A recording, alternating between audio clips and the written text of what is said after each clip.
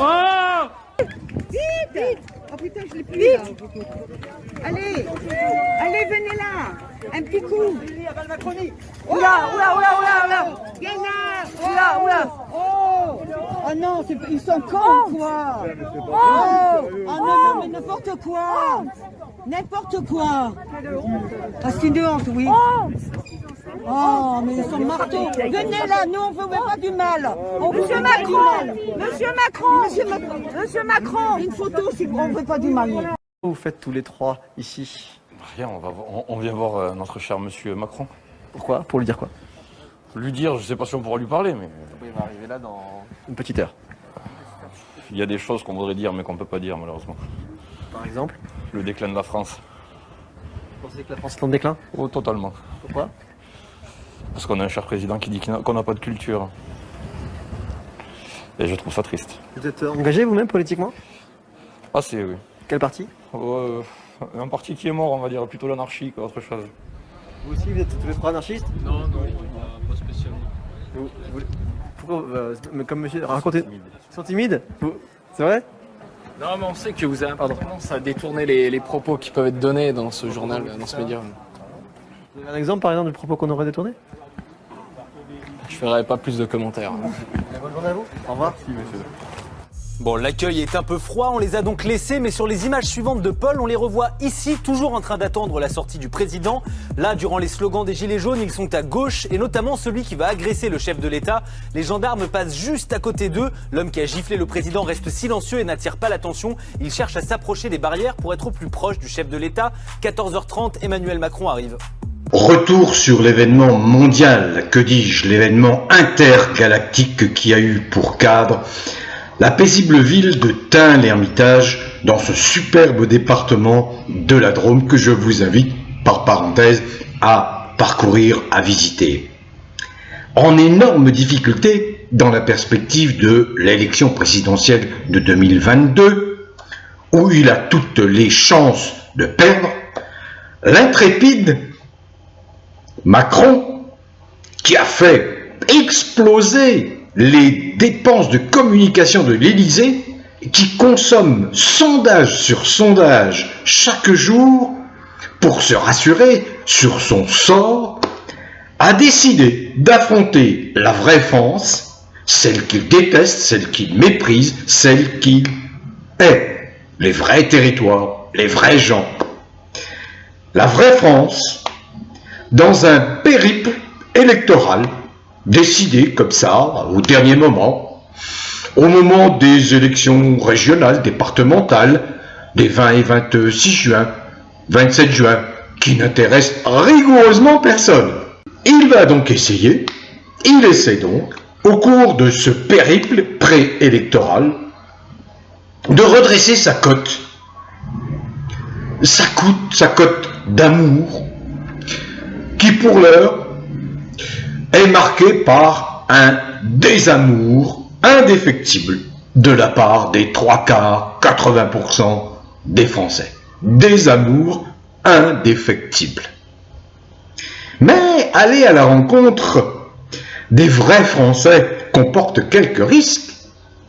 Quand on les a maltraités depuis 4 ans, comme il le fait, maltraiter les gilets jaunes, maltraiter les manifestants au moment de défendre des acquis sociaux, maltraiter au moment de cette crise soi-disant sanitaire qu'il instrumentalise pour tenter de se maintenir au pouvoir, eh bien, aller à la rencontre de ces vrais gens qu'ils détestent, ils ne sont pas dupes, c'est leur faire un insupportable affront. Déjà à Montpellier, mais il n'y a pas que Montpellier, il y a quelques semaines, Macron avait été copieusement hué, conspué, reçu avec les égards dus à la personne qu'il est. Visiblement, du haut de sa grandeur, de son auto-centrage sur lui-même permanent, il n'a pas retenu la leçon de ses voyages précédents, notamment celui de Montpellier, lui qui pourtant ne met pas le nez dehors sans une armada, une armée de policiers, de gendarmes, robocopisés, surarmés, qui le protègent au millimètre près avec cette garde rapprochée. Lui, jusque-là, se garde d'approcher de trop près les gueux, mais il le fait pour simuler la bravoure, pour dire, voyez, je vais à la rencontre, y compris des gens qui sont peut-être opposés à moi. Bien mal lui en a pris, atteint l'Ermitage, ce 8 juin, date historique dans le concert intergalactique. Il n'a pas compris que l'enfumeur qu'il est, pour rester gentil, l'enfumeur qu'il est, a depuis belle lurette été démasqué. Il est identifié pour ce qu'il est, un menteur, un hypocrite, et que sa présence indispose les 3/4 des Français qui ne voient en lui que le président des riches, des ultra-riches qu'il est, pour ne pas dire qu'il ne voit en lui qu'un imposteur, qu'un usurpateur. Aussi, les conditions étaient réunies ce mardi 8 juin, atteint l'Ermitage, la rencontre entre un président qui déteste les Français et des Français qui lui renvoient le même sentiment. Et alors, ce qui était prévisible est arrivé. Les conditions étaient parfaitement réunies. Détesté par les vrais Français, son cirque irrite. Tout son jeu sonne faux. Il veut être absolument aimé. Ça, c'est la caractéristique des psychopathes. Il veut pourtant absolument être aimé des gens qu'il déteste lui-même. Terrible méprise, ingérable paradoxe, insoluble conflit mental, qui le fait s'enfoncer chaque jour davantage dans l'impasse de son inéluctable chute et de l'effondrement de la coquille vide qui s'appelle la Macronie. Alors, retour sur les événements eux-mêmes, sur l'événement intergalactique, qui n'échappe à personne. Imaginez sur Twitter, là, une petite vidéo a déjà été vue près de 10 millions de fois en à peine 20 heures.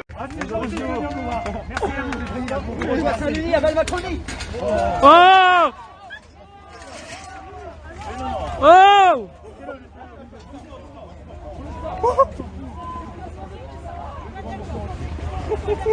Vas-y, casse-toi de là! Enculé!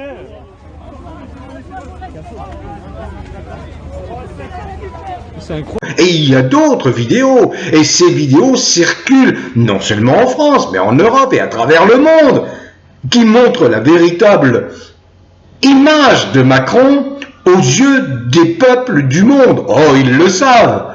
J'ai de nombreux contacts avec l'étranger. L'étranger n'est pas dupe, est parfaitement conscient. Je parlais de l'Afrique dans ma précédente vidéo. Les Africains sont parfaitement au courant du personnage, du profil du personnage Macron. Eh bien,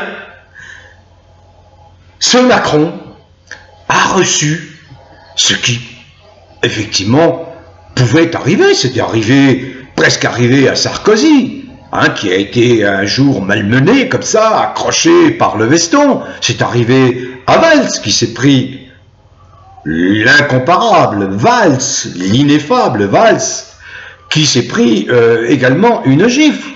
Il y a des personnages publics comme ça, à une époque, qui se faisaient régulièrement entarter. Bref, lui, il a eu droit à une baffe, une gifle, une torgnole, une tarte, une belle claque. Choisissez le terme qui vous paraît le mieux adapté. Allons-y, une tarte une torgnole balancée par procuration des vrais Français au freluquet prétentieux. Alors, bon, je m'arrête un instant sur la véracité de la scène. Est-ce un coup monté par Macron? Est-ce qu'il a fait ça pour attirer les projecteurs sur sa personne? Pour arriver ensuite à se faire plaindre? À entendre la réaction unanime du lion sacré du monde politicien, on pourrait penser qu'il a atteint son but. C'est l'union sacrée. Oh, je vais en dire un mot. Alors, vrai ou faux? Est-ce que c'est du cinéma ou est-ce que c'est bien arrivé de façon spontanée, atteint l'Ermitage, suite à l'exaspération de Français qui ont saisi cette occasion en prenant des risques, parce qu'ils risquent d'être condamnés, en saisissant cette occasion d'administrer au freluquet une bonne gifle. Un camouflet. Le camouflet qui a bien sûr vexé sa grandeur.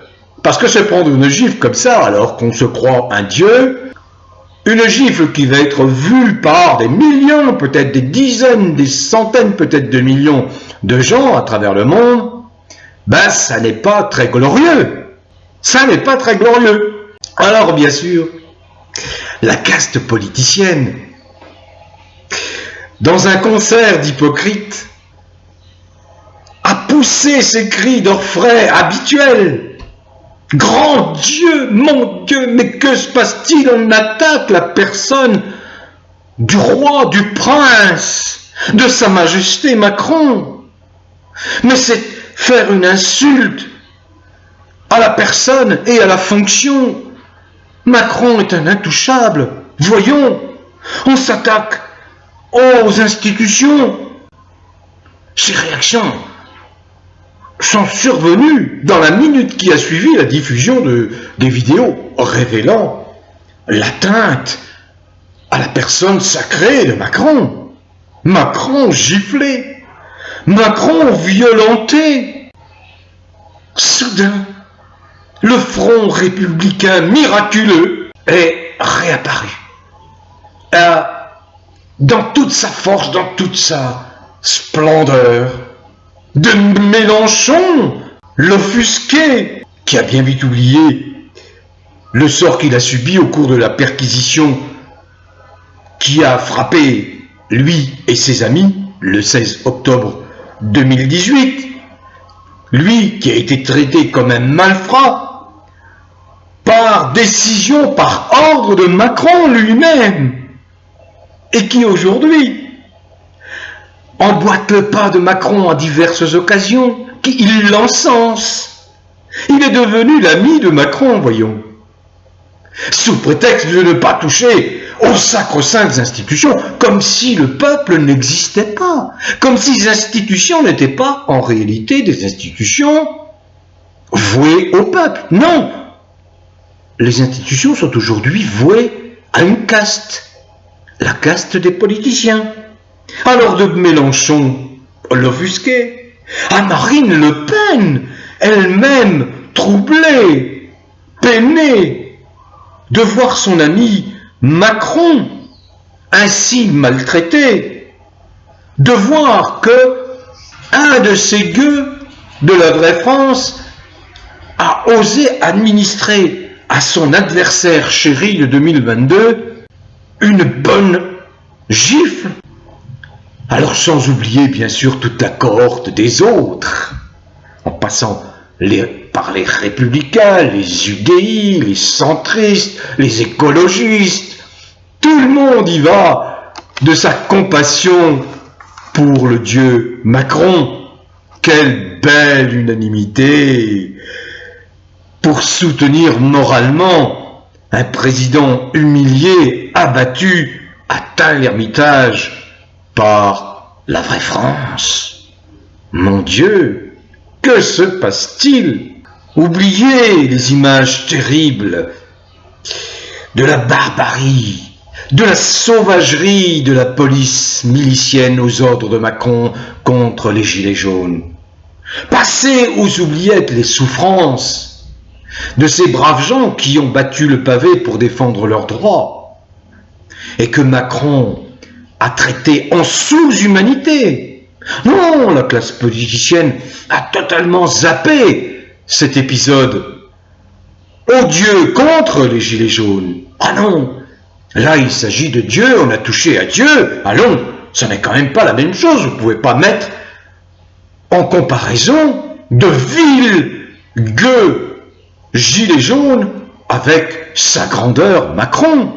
Bien entendu, les plus virulents dans cette compassion, ce sont ces quelques fanatiques macroniens. Il en reste quelques-uns, pour certains profondément affectés, qu'on est touché à leur dieu Jupiter. Et bien sûr, unanime dans ce concert d'hypocrites pour condamner cet acte barbare. Oh, une gifle, vous imaginez, barbare, contre sa grandeur. Une union sacrée, impossible, en temps habituel. Union sacrée qu'on ne voit jamais pour condamner la barbarie macronienne, la répression infâme de Macron contre les Français. Où est-elle, cette union sacrée, pour condamner celui qui est à l'origine de toutes les violences depuis 4 ans? Où est-elle, cette union sacrée? Où est-elle? Y compris ceux qui ont eu à souffrir de cette barbarie, de cette violence, je parlais de Mélenchon, se sont rangés dans l'ordre établi, se trompent en considérant que les institutions ne doivent protéger qu'une caste de politiciens, un seul homme, celui qui est à la tête des institutions. Regardez cette image terrible de violence perpétrée contre les Gilets jaunes. C'était la 23e édition du mouvement des Gilets jaunes. Une attaque lancée contre des Gilets jaunes qui manifestent pacifiquement. Une attaque dans le dos de la milice macronienne contre Mélanie qui s'effondre dans l'indifférence même des médias qui sont là pour filmer et prendre des images qui vont servir le règne de Macron pour montrer que les mauvais ce sont les Gilets jaunes. Mais regardez cette malheureuse Mélanie qui s'effondre dans l'indifférence, personne ne lui porte secours, ceux qui veulent l'aider sont repoussés par la milice macronienne.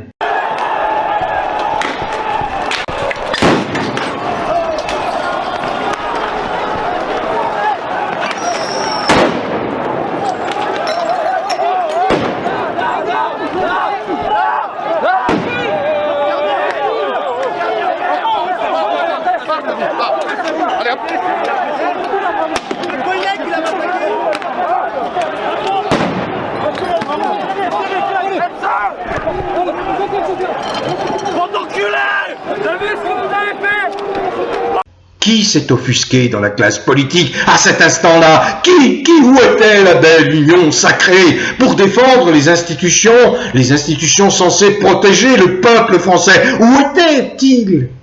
Et là, le freluquet se prend une baffe. Oh, bien sûr, on pourrait ergoter sur l'opportunité de cette gifle, de cette claque, de cette baffe, de cette tarte. Bien sûr. Mais il n'est pas le premier homme public à être interpellé vertement et physiquement. Personnellement, moi je ne peux pas oublier les milliers de blessés Gilets jaunes. Je ne peux pas oublier qu'on a assassiné sur ordre de Macron Zineb Redouane à Marseille. Qu'on a assassiné sur ordre de Macron Steve Caniceau. Qu'on a assassiné sur ordre de Macron Cédric Chouviat et d'autres qui ont subi le traitement barbare de la milice macronienne. Tout ça c'est oublié? Non. Voilà que la classe politicienne qui a peur pour son avenir, pour ses privilèges, pour ses prébendes, a érigé Macron en dieu républicain intouchable. alors que lui se permet d'infliger les pires souffrances au peuple français. Blessures, humiliation, intimidation, justice arbitraire, enfermement arbitraire, emprisonnement arbitraire, justice expéditive. Que dit la classe politicienne, la caste politicienne? Rien. Silence assourdissant de la classe politicienne. Mais là, attention, on a touché à notre grand timonier, Macron. Pas touche. Décidément, nous marchons sur la tête dans cette belle France qu'une minorité de déviants, eugénistes, transhumanistes mène à la baguette. Alors, ce ne sont pas les trémolos qui étreignent la voix tremblante, ça me rappelle les prises de parole sous l'occupation allemande entre 1940 et 1945, les défenseurs de la collaboration avec les nazis. Oh, ils avaient des trémolos dans la voix pour accuser les résistants, ces terroristes qui entravaient le destin d'une certaine France incarnée par Pétain.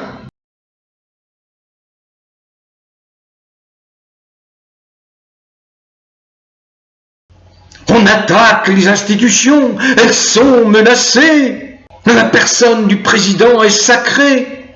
Le concert des hypocrites dans l'arène politicienne a montré le visage, le vrai visage de cette caste politique. Tout bord politique, toute sensibilité confondue. C'est ce qu'il faut retenir de cet épisode, de cet événement intergalactique. La baffe administrée à Macron atteint l'Ermitage. C'est un drame. C'est un drame. Le respect se mérite. Qui veut le respect de sa personne doit inspirer le respect. Allez, bon vent à tous. Passons très vite à autre chose. Passons très vite à la vraie vie. Passons très vite au souci du bien-être, ce bien-être qu'il faut cultiver à tous instants. Nous avons tous des préoccupations bien plus urgentes, bien plus utiles que de s'attarder sur la compassion ou fausse compassion des uns et des autres pour la gifle, pour la malheureuse joue de Macron qui s'est reçu une baffe. Bon vent à tous les vrais Français, quelles que soient vos origines, quelle que soit la couleur de votre peau, quelles que soient vos croyances religieuses, philosophiques ou spirituelles, quelles que soient vos convictions politiques, dès lors que vous êtes un être humain ouvert d'esprit et tolérant. Je viens de le dire, l'important, l'essentiel, c'est de cultiver le bien-être qui est gage de bonne santé. Ça bouge, ça bouge, ça bouge. Nous allons retrouver une ère de lumière, n'en doutez absolument pas. La conscience se répand comme une traînée de poudre.